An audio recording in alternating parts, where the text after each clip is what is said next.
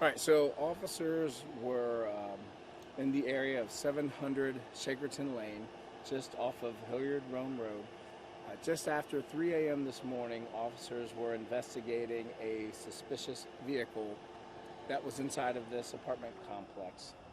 When the officers arrived, they noticed the car, they noticed one occupant of the car, and the officers made an attempt to contact the driver inside. The initial reports are that the driver was asleep inside of the car, and the officers tried to wake him up to have dialogue. And at some point during that dialogue, the suspect immediately turned the car on and attempted to flee the scene. So when the suspect attempted to flee the scene, we can confirm that there was property damage caused by the suspect's actions when he was driving the car away from the scene. Officers continued to engage with the suspect at the initial location. It is unclear at that point if shots were exchanged between suspect and officers. Very early in the investigation, we're not sure of that, but we can confirm that at that initial location that the officer discharged their firearm, and the suspect left that location, drove through the grass, also drove through the grass in an attempt to escape from the officers at the scene. Officers continued to follow the suspect, and other officers came in to the scene and continued to try to get the suspect to stop, where the suspect was then stopped just south of the location in a business parking lot, where the suspect again crashed into parked cars before he was taken into custody. The suspect was transported to the hospital for injuries that he sustained. The suspect is currently in stable condition and is expected to recover from all of the injuries. So it is unclear at this point if the officers involved fired additional rounds at the secondary scene or if it all took place at the original scene. So that's where we are right now, and I'll try to answer any of the questions that you have. When the car turns on, you mentioned property damage. Can you describe were vehicles struck or what happened in that incident that caused concern for the officers when the car turns on? So when the officers were trying to engage with the suspect, the property damage that we can see that is clearly visible from the suspect is a garage was completely torn apart, and there may have been additional cars at the scene that were also struck at the first scene, but the suspect definitely struck the garage that was next to where the original engagement took place. So he was parked outside. He wasn't like in a garage. This was a Correct. car So in a parking lot, or this was in an open parking lot, and the interaction occurred between the officers, the conversation, whatever that was, and during the course of that conversation, the suspect, in an attempt to flee from officers, or let me back up a minute because I don't want to speculate. It's important to know. I should have said this from the front end. The Ohio Bureau of Criminal Investigations are the lead investigators in this case. As we all know, Columbus Division of Police Critical Incident Response Team no longer investigates our critical incidents or officer-involved shootings. So a lot of things in this investigation we don't know due to the fact that BCI is conducting the investigation.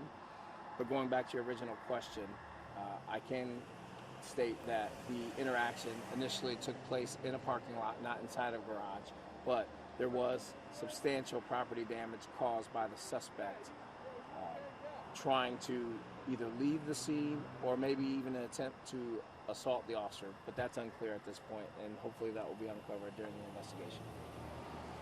So no officers hurt in this or anything, right? Correct, so no officers hurt. One officer who discharged their weapon. Or are you still, that's what you're still trying to figure out? As of right now, we have been told that it's only one officer discharging their firearm. But we do have multiple officers that so only one officer as of now was involved in the shooting or discharging of his firearm. It was a male officer, and right now we're still determining through BCI and the investigation to ensure there were no other officers that discharged their firearm.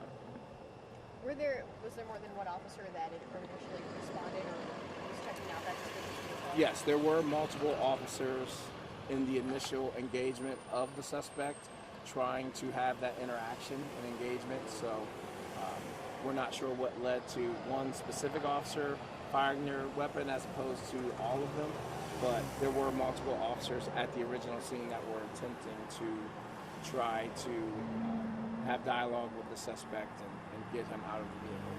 Did they find a gun anywhere related to the suspect either in the car, by the car, on the ground, where the car crash happened, at the original scene, the see it all? Is there any indication the suspect was armed at all?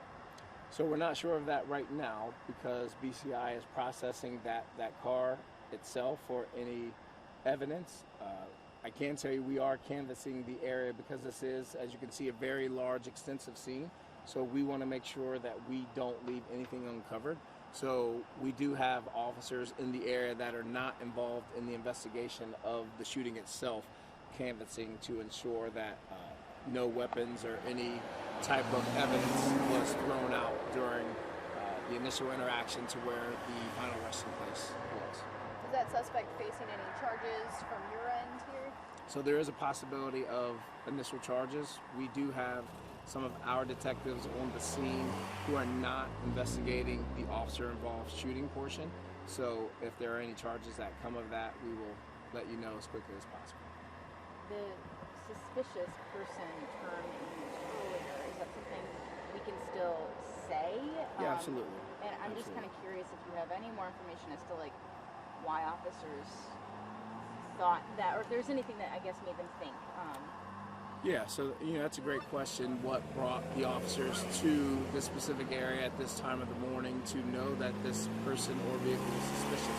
I can also confirm that the vehicle in question that the suspect was in is a confirmed stolen vehicle. So why the officers or how the officers knew that vehicle was stolen is unclear at the moment, but we can confirm that the officers were aware of the vehicle being stolen. And a neighbor did tell us that there's been a series of break-ins in the parking lots in this area. Is that something you can confirm too? I'm unsure of that, but anytime there's an apartment complex, regardless of where you live, unfortunately, car break-ins do occur. So I'm not exactly sure of the specifics of this particular area as far as car break-ins, but that's something that we're always concerned about.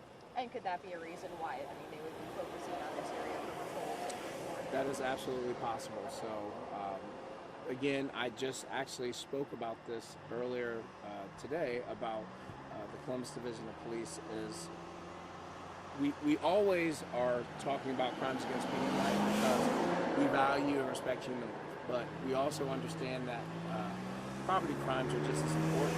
So we're also putting a concerted effort into reducing our property crimes as well as crimes against people, because typically people who are engaging in crimes that involve property can potentially escalate into crimes against persons. So we're really putting a focus on all of the crime in the city because sometimes they go hand in hand.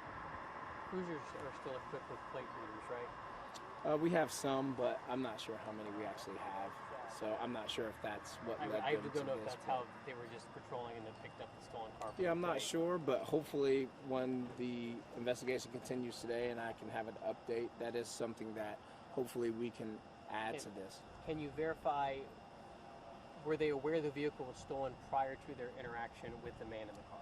That part I have not confirmed. I do know that I can confirm that at some point the officers were aware that this was a stolen vehicle, but I'm not exactly sure as to what portion of the investigation that they determined this vehicle to be stolen, and I'm also not sure if they deemed the person suspicious based on the vehicle itself being stolen. So that's something we're still working through during the course of the investigation. Any idea how long this area will be shut down? So yeah, we understand that it's a very busy intersection and area for people to try to get to work. So we're trying to clear the scene as quickly as possible, but always understanding that the priority is the preservation of the scene itself, because we want to make sure we get it right. So as long as BCI needs to have this road shut down, we will facilitate that for them. But I would anticipate this road being shut down for at least another hour.